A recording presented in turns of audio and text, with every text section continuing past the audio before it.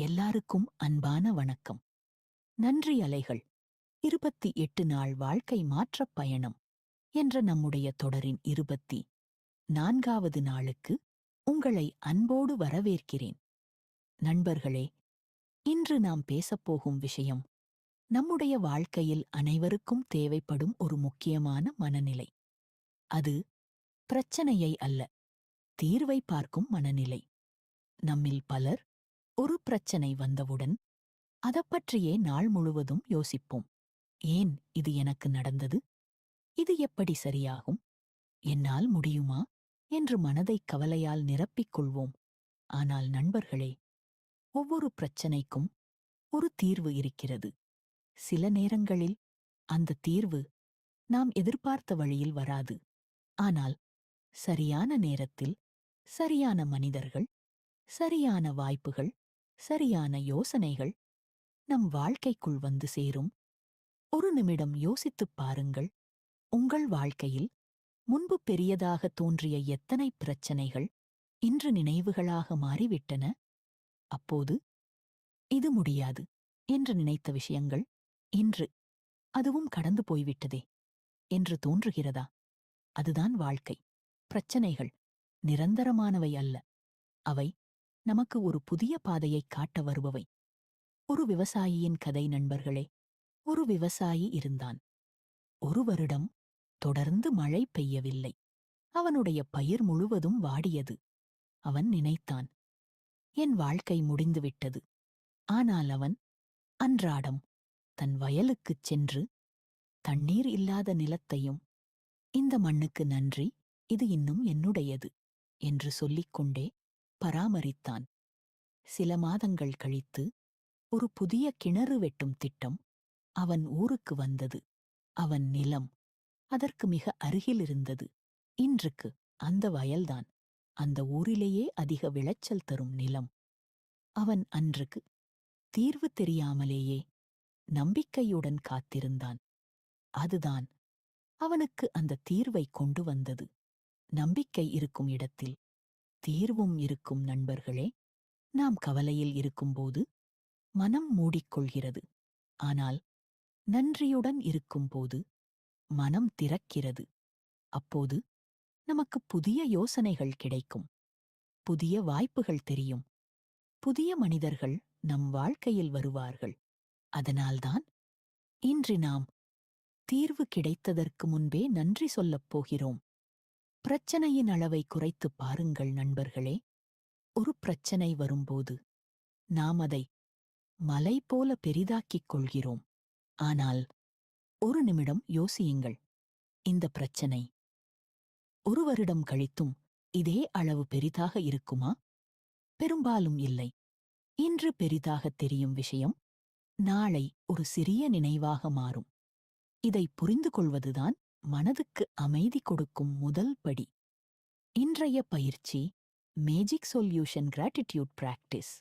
இன்று ஒரு நோட்டை எடுத்துக் கொள்ளுங்கள். அதன் மேலே என் பிரச்சனைகளுக்கான தீர்வுகளுக்கு நன்றி என்று எழுதுங்கள். இப்போது உங்களை அதிகமாக கவலைப்படுத்தும் ஒரு பிரச்சனையை எழுதுங்கள். அதற்கு கீழே இப்படி எழுதுங்கள். இந்த பிரச்சனைக்கு சரியான தீர்வு என் வாழ்க்கைக்கு வந்துவிட்டது. நன்றி. எனக்கு தேவையான வழிகாட்டுதல் கிடைத்துவிட்டது. நன்றி.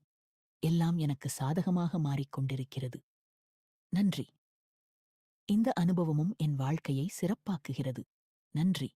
இதை மனதார உணர்வோடு எழுதுங்கள். இப்போது இன்னும் ஒரு படி. நண்பர்களே, அந்த பிரச்சனைக்குக் கீழே ஒரு புதிய கேள்வி எழுதுங்கள். இந்த பிரச்சனை இல்லாமல் இருந்தால் நான் கற்றுக்கொள்ளாத ஒரு பாடம் என்ன? அதற்கு பதில் எழுதுங்கள்.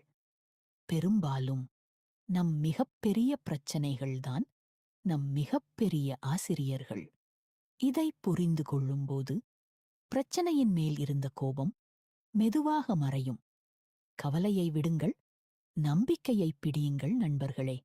எல்லாவற்றையும் நாமே கட்டுப்படுத்த முடியாது. ஆனால் எப்படி சிந்திக்க வேண்டும் என்பதை நாம் தேர்வு செய்யலாம். இன்று முதல் ஒவ்வொரு பிரச்சனைக்கும் முதலில் பயப்படாமல் இப்படி சொல்லுங்கள், இதற்கும் ஒரு நல்ல தீர்வு இருக்கிறது. சரி நண்பர்களே, இப்போது அமைதியாக அமருங்கள். உங்கள் கண்களை மெதுவாக மூடுங்கள். உங்கள் உடலை முழுவதுமாக தளர்வாக வைத்துக் கொள்ளுங்கள். ஆழமாக மூச்சை இழுங்கள். மெதுவாக வெளியே விடுங்கள். மீண்டும் ஒரு ஆழமான மூச்சை எடுத்துக் கொள்ளுங்கள். மெதுவாக வெளியே விடுங்கள். உங்கள் மனம் அமைதியாகிறது. உங்கள் உடல் ஓய்வெடுக்கிறது.